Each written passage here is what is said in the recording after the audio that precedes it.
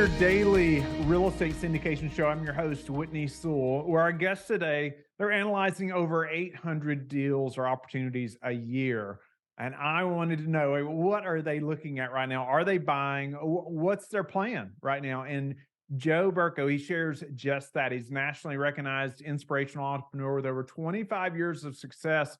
In profitable investments, ethics, generosity. He launched Astor Realty Capital in 2015 with two of Berko and Associates directors. By 2022, Astor's growing real estate portfolio spanned over 3.5 million square feet, and including investments in residential projects, logistics centers, medical offices, hospitality, and urban retail. In 2020, Joe partnered with an offshore media outfit to create urban real estate and establish an educational platform, which we're going to try to link in the show notes as well. It's called the Real Estate Masterclass. But you're going to hear Joe dive into his background, which is pretty incredible, to getting into this space. He did numerous things in New York City as well. He lived there in some of the toughest times in real estate. But then, man, how that prepared him for where they are at today. But you're going to hear a crucial skill set that he has honed in on himself and tried to develop that's helped him in a big way. And he's going to tell you something that's going to help you to also develop that in yourself, or something for you to look up and learn about. But he's also going to talk about what he's doing right now in the current real estate market. Should you invest? Should you not? You're going to hear that today from Joe. No matter if you're an operator or a passive investor, you are always evaluating risk. You're always trying to determine, man, what is the right investment for me, for my team, or for me personally as a passive investor. Our guest today is an expert in just that. And we're going to dive into those expertise today to help you learn, man, what should you be doing today? What are the risks you should be assessing? Joe, welcome to the show. Thank you, Whitney. Great to be here. Thank you for inviting me. Yeah, honored to have you on, honored to meet you. I know you're going to help our listeners a lot today, and myself, as we think through, being that passive or the operator, or evaluating the risk, and we'll learn how you do that so well. Let's back up a little bit. Who's Joe? Give the listeners a little more color about who you are, your business, what you're focused on. Let's dive into how you all are, evaluating those risks as well in a few moments. Wonderful, wonderful. Happy to do that. So, who's Joe? Joe is an immigrant who got off the boat, so to speak, some almost 30 years ago, and spent the entire time in the United States, mainly in New York City, the most competitive market, operating in real estate. I started in 1995. Got into the real estate, got myself a real estate degree, but was very passionate about it. When I graduated, it was sort of like around 9/11. The city was sort of not in the best economic shape. There weren't many jobs. I've taken a position as an analyst in a financial company. And moved over to sales, and sort of started from there, in placing debt on sort of loan structures on commercial properties in New York City. Times were tough. Banks were obviously pulling back, not a lot of capital. The city was in quite, question mark as to where things are heading. Downtown was a mess. I was living in downtown. It wasn't fun times. But he taught me a lot in those years. Certainly, I've learned a lot. It's there's a saying: "Smooth seas don't make skilled sailors." And so, at this point, I'm close to about 30 years of my career in real estate, and I have to say, I've gone through maybe 5 different cycles. Came out of a cycle. When I started in 1995, it's those moments that actually defines your career. That can actually define you as an investor as well. And so I've done that for a good number of years, and then went into the advisory work. Created my own firm, Berko and Associates in New York City. We've had over 20 associates with me, and we've done some, multiple beautiful assignments, from raising capital for public companies to selling very large, office size transactions. My largest transaction was just shy of $200 million. Actually got me a number of nominations over the many years. And something that sort of like very early on for my one or second transaction, sort of like encapsulated or crystallized for me, sort of like how to operate in the market was keep your name straight and always do the right thing. And something that I've learned over the years, it's kind of like a marathon. If you're looking for a sprint, you're going to be looking for all sorts of shortcuts, and that may not lead to the best possible path. Not that there's plenty of people that like the possible short path, but it wasn't mine to take. And so, it was kind of like, sticking to what we know, doing the right thing, not always the easy thing, but certainly the right one. And so I built a reputation over many years. Also had the pleasure, the honor to be on the board of the state of New York. I was nominated by Governor David Patterson, who insisted, in fact, that I sit on the board of the state of New York for real estate matters. And then from then, was supposed to be a 2-year nomination. Ended up doing it for about 9 years. The next governor asked me to stick around and do that as well. So that was interesting to see the political environment, see the political side, and how it meshes. I believe, when there's a good interaction between the public sector and the private sector, everybody wins. There's certainly for certain type of projects, you absolutely need the interaction and the support of the public sector. I moved to Florida, to Miami with my wife, remarried. My kids were here, my 2 boys, Max and Eitan. And, we live in Miami. It's just before the pandemic. We sort of like time it almost perfectly. Some of my friends would say a little bit too suspiciously perfectly. We sort of like unpack and then boom, pandemic happens. And it was certainly much, much easier to pass it here. So, we're grateful for that. But we're here as well, my wife Marika and our 2 daughters, Victoria and Daniela. It's a lovely place to be. So today, and for the last 7 years, I am the CEO of Astor Realty Capital. When I moved away from the advisory side of the business, sometime around 2014, I decided to kind of like put my money where my mouth is. It's great to be an advisor and tell people where they should put their money, and it's wonderful to see how a lot of people are making great success with those type of advice and so on. But I decided to switch and pivot and started my own private equity, Astor Realty Capital. So we started in 2015, and ever since, we've created wonderful partnerships. We're now institutionally backed by a public company. That's the majority of our capital comes from, but we have not forgotten our mission. Our mission was to allow our friends, our family, the local Joes, to be able to participate in great transactions, great institutional side transactions, real estate deals, and do it sort of like with small capital, relatively small capital. And so we have today just about 200 high net worth friends and family individuals that are very consistently investing with us. Of course, my own capital and our family's money is in every deal. And then Yeah. we've grown. Yeah.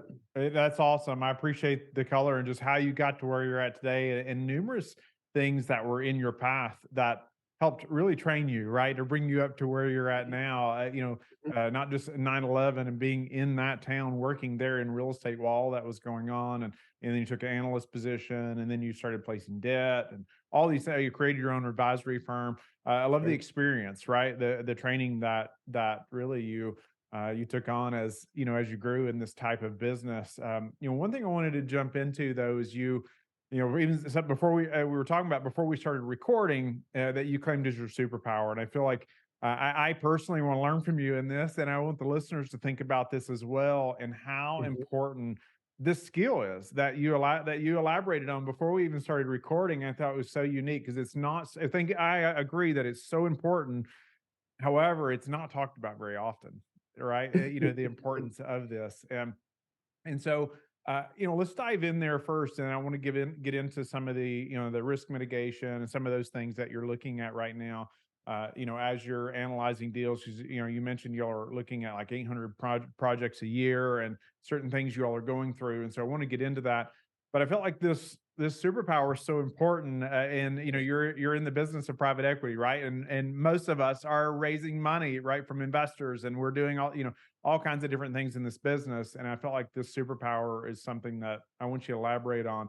But let's dive in right there. What would you say your superpower was? And let's dive into that for the listeners a little bit and myself. Sure, sure. Well, it's certainly not flying through, jumping between buildings.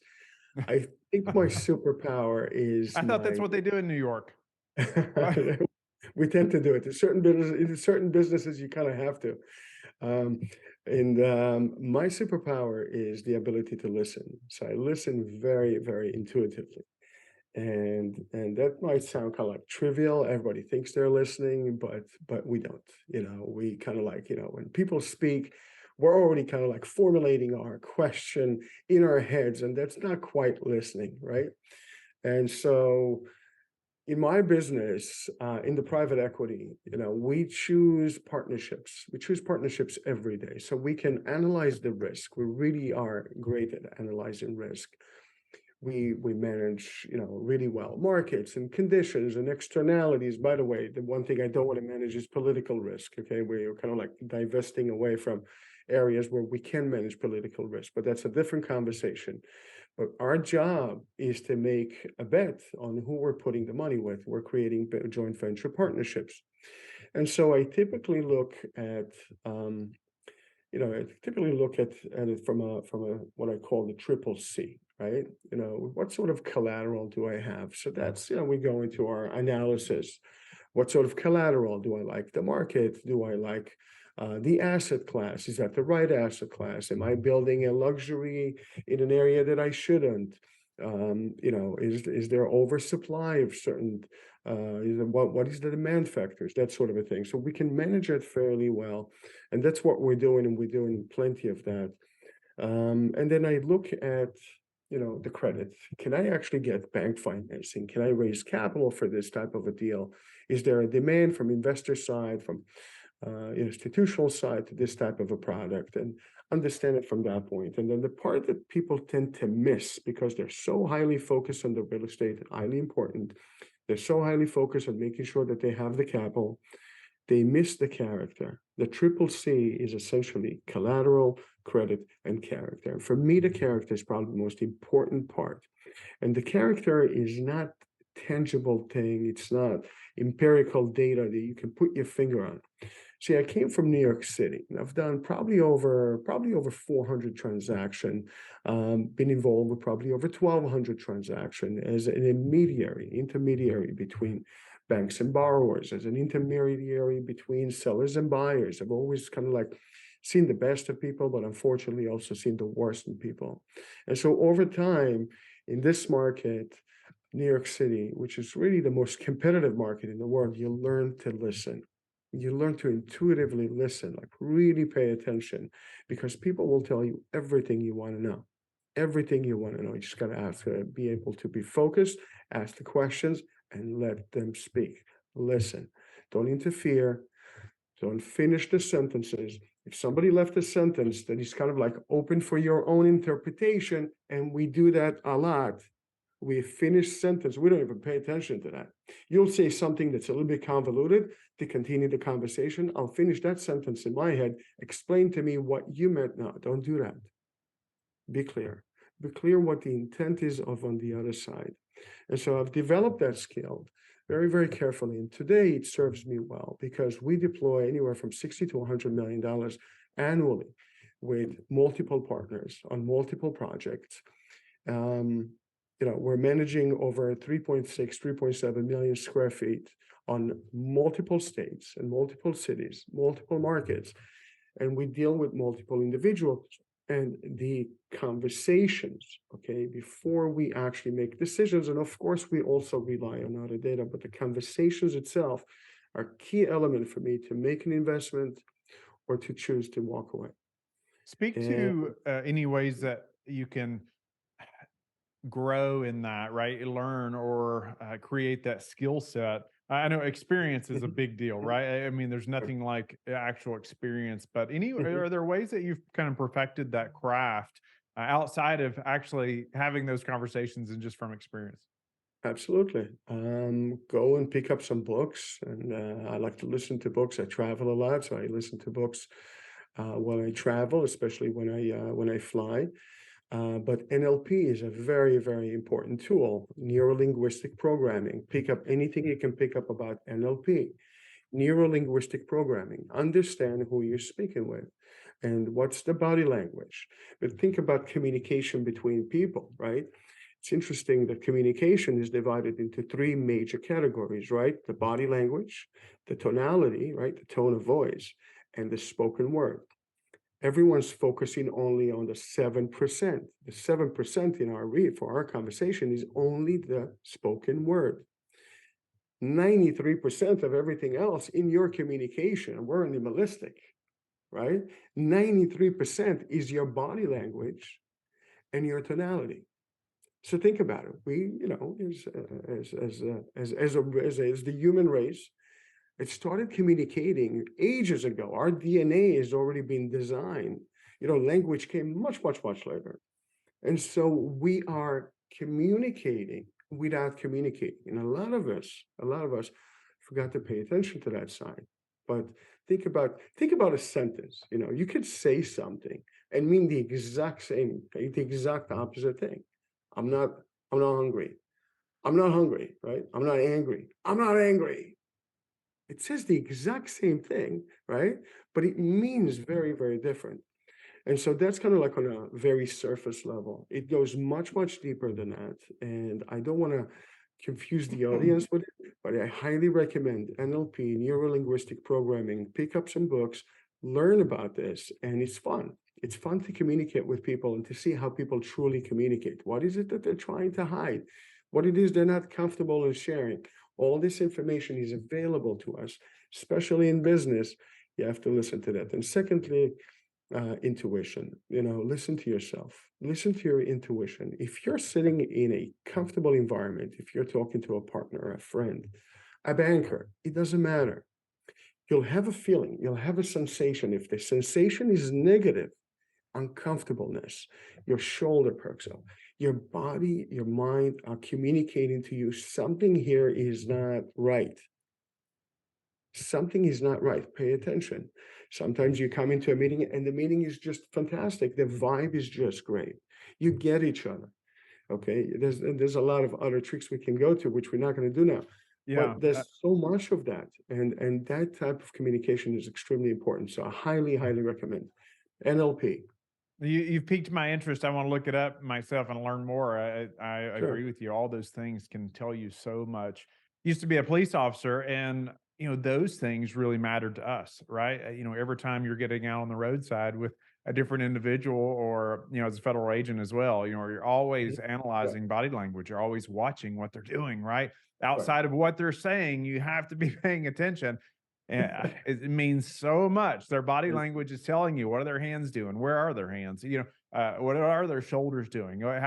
What Sure. else are they looking at other than Are they you? nervous? Are they That's nervous? right. A person could be nervous for a number of reasons, right? But That's right. sometimes it's the wrong reasons, all kind of different things. That's right. Well, I wanted the listeners to hear that, and myself, to be able to pique our interest there, so we can go do some of our own studying there. But while we still have a little time, I want to still dive into some other things, because you all are looking at so many projects, and I want to dive in there. Everybody's concerned about the real estate market, right? And real estate values, and a lot of places are dropping, right? And wondering if they should wait, if they should, how they're looking at different markets. Should we wait? Especially a lot of past investors right now are scared, right? Or Yes. should we still invest right now? I'd love to dive into that for a moment and get your take on how you all are looking at those markets, or how, even Sure. specifically, how you would advise, say, Yeah. passive investors right now, to look at the current market. I know you're looking at a deal by deal basis, market by market basis, but let's dive in there to help the passive investor Yeah. so they can think through that as well. Sure. So, it's always the questions in our mind. Where's the market? Is this a down market, up market, sideways? Right. We always have to be conscious of what's going on. So here's where we are, and it's always, everyone's kind of like, Monday morning quarterbacks. We're always smart in hindsight, but here are the facts, and I think I'll give the facts, and the audience will be able to sort of like make their own conclusions. And I'm not going to say what mine is until the end, but looking at the peak of the market, was in fact in March of 22. Right? It's been a little bit over a year now since the market has been in a decline. In fact, we're in about 14 to 15% nationwide drops in values, 14 to 15%. Now, as an investor, the question is, you don't want to paint United States real estate with one big broad brush. That's just not going to do you any good, right? Look at your market and look at the sector that you're in, right? So certain sectors are certainly doing much, much better. The drops in values have affected all sectors, obviously, multifamily, logistical centers, but some sectors have been hurt tremendously, right? And we're seeing some colossal defaults, but some of the biggest players, right? Just the other day, I think Brookfield announced a $1.2 billion default on about 7 office buildings from New York all the way down to San Francisco, large office buildings. RXR returning back the keys in New York City and other locations on office building. The list goes on. Blackstone is not immune. $1.7 billion by another large company. Also in the office sector. So the office sector in certain markets is heading into a disaster. I mean, we're watching something very, very severe that's happening right now. Recently, Silverstein Properties sold an asset on Fifth Avenue in Manhattan, a great spot next to Times Square, Fifth Avenue, at a drop of about 45% from its purchase price. So 45%, and these guys are, they're kind of like the best of the best, all those companies. So imagine what happens to the mom and pops. Imagine what happens to the smaller companies. They don't have that type of access to capital. So if you're looking into this sector, the office sector, be very, very careful. There's probably going to be additional drops, and we're not over. It's not over yet, right? Now, having said that, if I'm in an office building right now in a place like Miami, right, it's a very different conversation, right? Numbers are going up. We're talking about, low 90s to mid 90s occupancy. We're seeing, quarter over quarter demand supply cannot even find an equilibrium point. We're seeing, rents approaching $150 a square foot, $200 a square foot, and I don't think we're over yet. There's amazing product that's coming online, and it's going to be the kind of product that people are looking for, experiential. So the idea is what we used to have 10 years ago and 15 years ago with retail, the issues where we were looking for experiential retail. Today, folks are looking for some sort of experiential office. Now, set this aside. If you're looking into the multifamily, which is a much more stable sector, then I think we're looking at, a pretty good allocation of capital right now. Not in every market. You look back at a place like Miami, which is, it's firing on its own different engines. In Miami, if you'll do the research, you'll find that there's about 20 potential renters, 20 renters for every available apartments, right? Wow. Now that's a strong market, but it also comes with a price tag, right? We're operating in Miami. We have over 1.5 million square feet just in this market alone. So we're very, very fine-tuned to what's going on here. Now, do I want to invest in Miami right now in multifamily to buy an existing building? Probably not. Okay, I'm not that type of a guy. Now, Texas is a great market for us. We love Texas. Texas is kind of like showing the stability and the strength, especially around the Dallas area.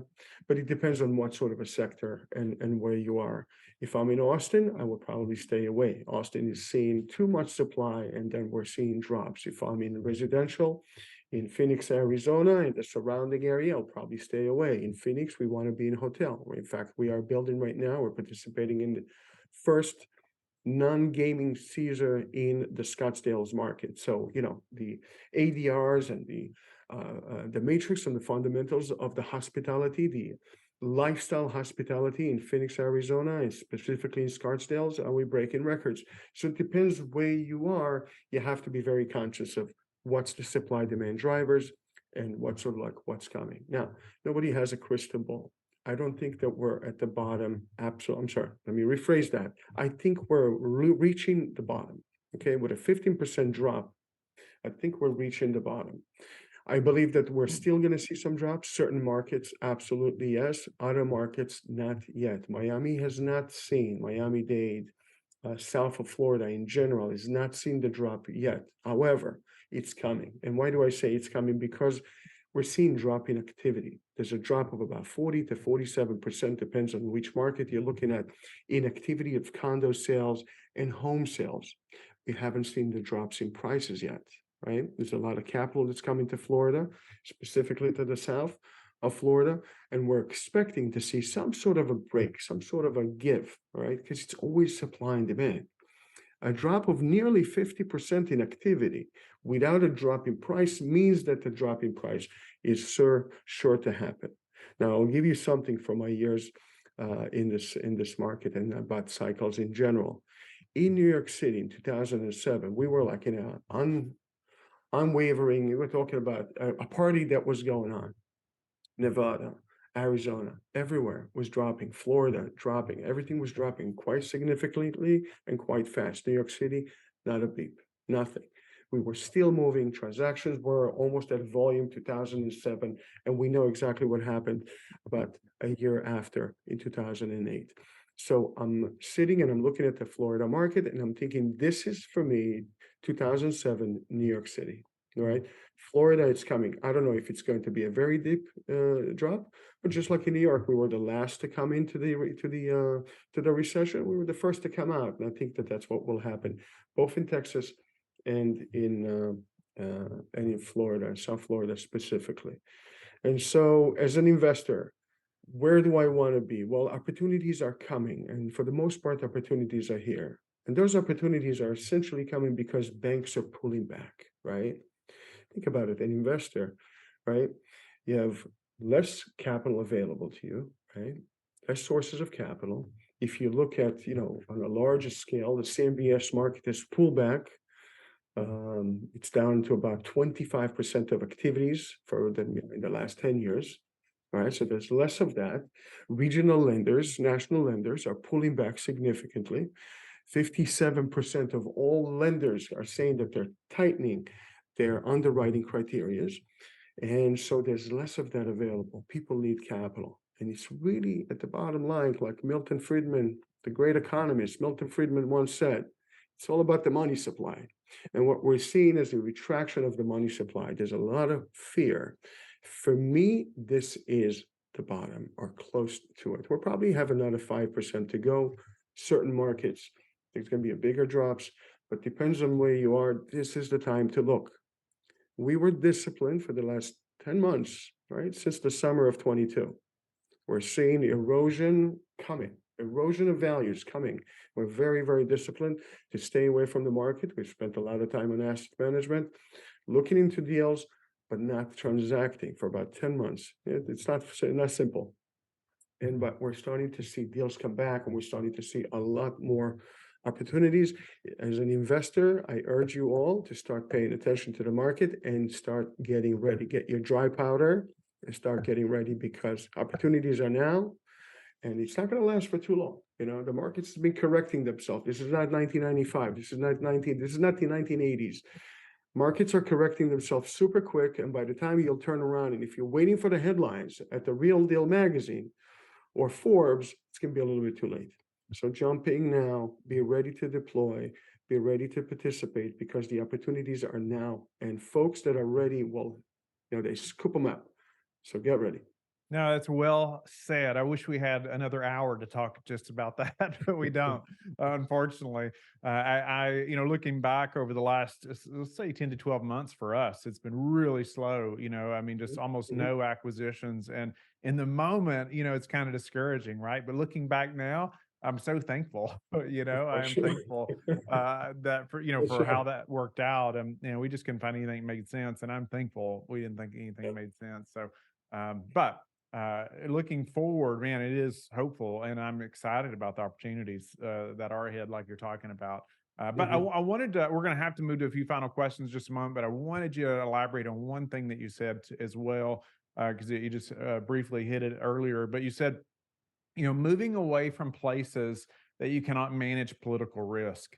What does that mean to you, just briefly, before we have to move on? So what does it mean for me? I'm just gonna be like I know how to be. I'll be very, very straight and to the point. I'm a great believer in New York City. I built my career in New York City. I was involved not just on the business side, but also on the political side, helping the state go through and advising them on a number of a variety of matters that are affecting the public as it relates to real estate. What we're seeing today is more and more of a political headwind and a very, very strong pull um, that is in direct opposition to businesses. It's gotten extremely tough to do business in New York, especially if you're in the real estate, especially if you're a landlord, if you own a property. And a lot of those guys are great guys, have family operations, the mom and pops operations, and then the rules are always in oppositions with what they know to be. So it's very hard to manage a business like that. Um, so I don't know if I can take a risk like that, where today I think that the rules are X and I operate by according to those rules, and then some council members of this district and that district will jump in and start pushing for a bill that will literally erode values and take them away from me. Um, give more power to my tenants on the back of my hard labor and my hard-earned money. It's very hard to operate like this, and you see it in certain markets. I think that San Francisco for me is a market that I love. It's a great place to visit. It's a wonderful town. I love people in San Francisco, just like I love my New Yorkers. They're all my friends, they're my family. But the political risk for me, it's too much to bear. So we can manage everything, but I don't know how it's going to go with the votes. And for that reason, we'll go into New York, and we have a lot of actions in New York, right? We have a lot of action. We just finished a 100-unit condo building. We're about to exit another condo building, but we do condominiums. And I don't try not to go too much on the rental side. And if we are doing rentals, it's only going to be the kind of rental that we will build, stabilize, and sell. We sold an $86 million deal in Queens, New York. Beautiful, beautiful transaction. JP Morgan was the major equity player there. So there's sections where I know how to manage it without going into areas such as rent stabilizations and rent controls, because it's just too much there for Yeah, me to no, try that and makes understand. that makes complete sense. I mean, just thinking through where you're investing, right? Yeah, and what's Yeah, happening politically, how they're gonna, yeah, yeah, how does that affect your business in a big way? Joe, I wish we had so much more time, but we're gonna jump to a few final questions, just some quick sure. questions. But what's your best source for meeting new investors right now?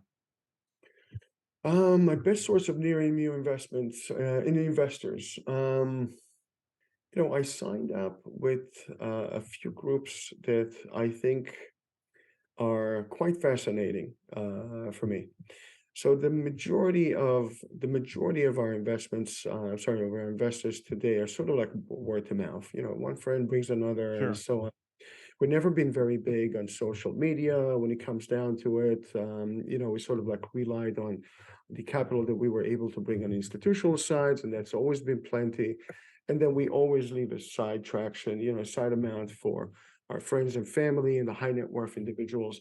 And that sort of like creates and propels its own.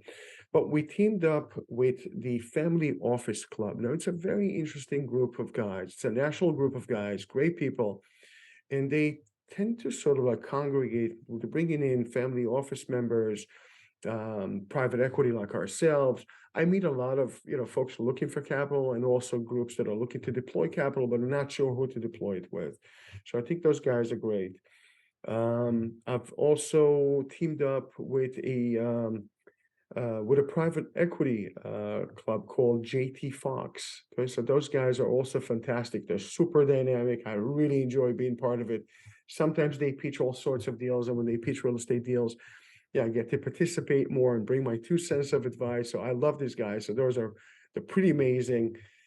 Met tons of great people there. And no doubt some of them will turn out to be my investors. It's sort of like organic for us, it's very organic. People know Yeah. us, we never we're never a hard sell.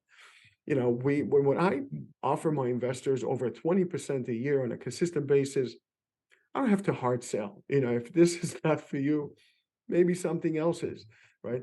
And then when we raise capital, we typically get to be oversubscribed within a very short period of time. But I enjoy the interaction with people. I meet with each and every one of our investors before we onboard them, and we have a conversation. They get to meet us. They get to ask me questions. I'm accessible to everyone. So for us, it's organic. But those two groups I highly recommend. So the Family Office Club, JT Fox, look them up. I think they're fantastic. Awesome. Appreciate you sharing that. Sure. I've known Richard Wilson for a long time now, and Family Office Club, Wonderful and guy. yeah, really neat group there. But I haven't heard of JT Fox. I'll definitely look them up as well. Look him up. What about Joe? What's some habits that you are disciplined about that have produced the highest return for you? Habits that I'm disciplined about. It's easy to fall in love with bright and shiny objects. Um, and you got to remind yourself that you're there. It's a means to an end. You're a custodian of other people's money. You're a custodian of other people's trust. And so not always the bright and shiny object represents the highest return, the highest reward to risk return.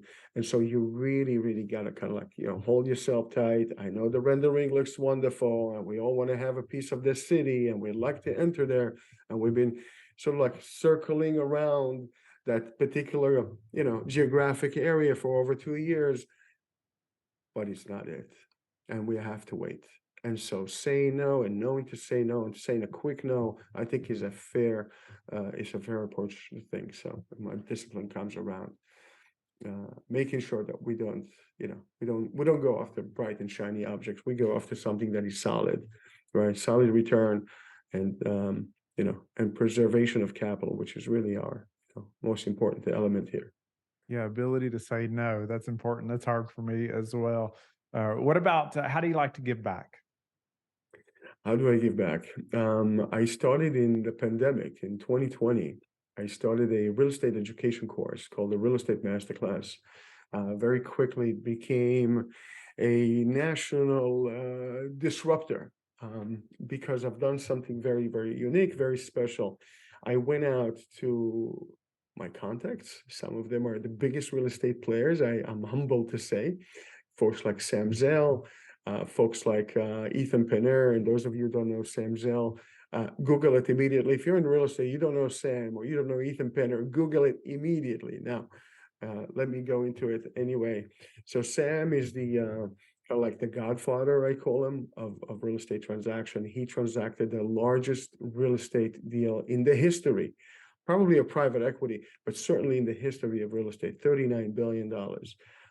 He sold equity office to Blackstone, and they chopped it off. And so the story went. He also did it in a very interesting period of time, right before the big 2008 crash, right? So Sam Zell and others like Sam Zell, I sort of encouraged them to come in, and we worked together to create this phenomenal course called the Real Estate Masterclass.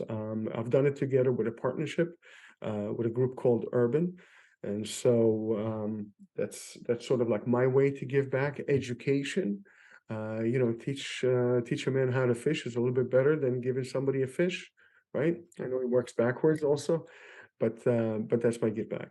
That's awesome. I look forward to looking that up, or maybe we can link to that in the show notes as well, Sure. so everybody could find that. Joe, it's been an honor to meet you and have you on the show. I love just hearing about your experience, but then your focus as well on the art, or the ability to listen well, and how you focused on that and how it's helped you in so many Mhm. ways. I completely agree. I would love to focus on that skill set myself and get better at that, especially with all these interviews. I think it would help the listeners too if I could get better at that. But Sure. grateful just for your, just your transparency too on how you all are looking at markets, how you're looking at investments, and diving in there as well. How can the listeners get in touch with you or learn more about you? So they can always go to astorrealtycapital.com, astorrealtycapital.com, and can always reach me through JB at Astor Realty Capital. Just Google me, Joe Berko. It'll pop up in plenty of articles. I tend to show up here and there in conferences and speak and participate. I think there's probably the best ways. And if you want to reach my set up an appointment, have a chat, Laura at Astor Realty Capital will also be a good way to reach me through my office, through my colleagues. Hi, my name's Joe Berko. I'm the CEO of Astor Realty Capital. We started a company about 7 years ago with the intention of bringing quality investment opportunities to our friends, our family. The concept was make sure that capital is preserved, make sure that the investments are yielding the highest possible return, and cycle capital back to the investors in a fairly short period of time. Today, we are participating in over 3.4 million square feet of ground-up constructions in various stages, from coming out of the ground to nearly fully completed, and of course, some pretty amazing exits. Our investors groups have grown. We are now institutionally backed with a partnership from overseas, a public company. We are focused on maintaining the quality, and will continue to maintain the quality of our investments, our transparency to our investors, and making sure that as a collective, we don't just have a bargaining power, but we're also controlling the destiny of where our capital goes and the sort of yields we're able to offer you.